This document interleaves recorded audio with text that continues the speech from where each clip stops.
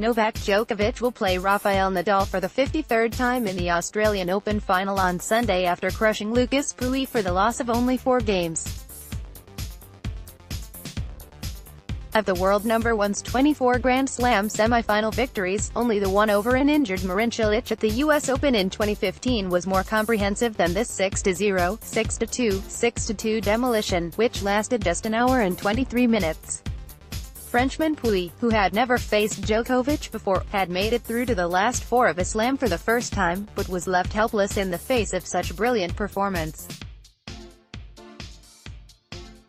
Djokovic said, "It's definitely one of the best matches I ever had on this court. Everything worked the way I'd imagined it and even more so.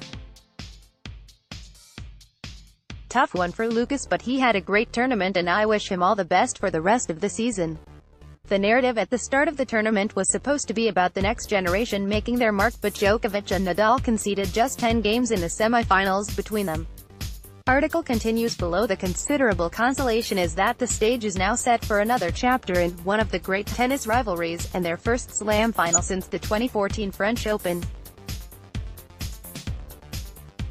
Djokovic takes a 27-25 lead into the contest, having won their last meeting in typically epic fashion in the last 4 at Wimbledon last summer.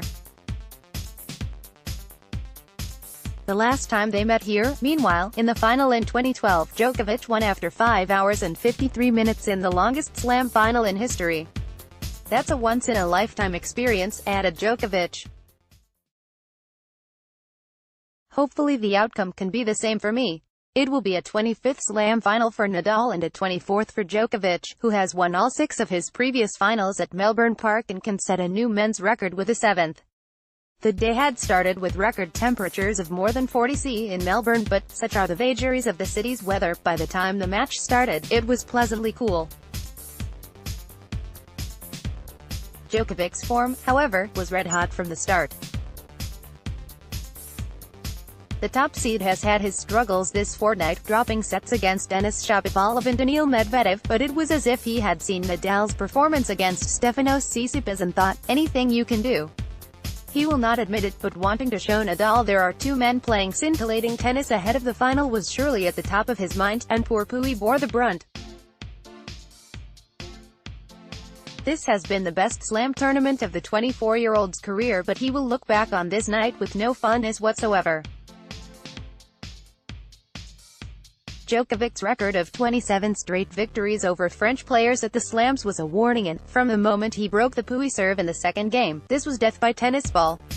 While Pouille tried and failed to locate the first serve that might at least have won him a few free points, Djokovic sent the ball arrowing onto the lines and into the corners. He hit 11 winners and only 1 unforced error, a drop shot he had no need to play, in the opening set, and his final tally of 24-5 told the story of just what a masterful performance this had been. Poulie's plight at least made him the crowd favorite, and there were wild cheers when he sent 2 forehand passes flying past Djokovic to get on the board in the 8th game. Instead of being a foothold, that turned out to be the highlight, and the only mercy for Pouille was that the end came quickly.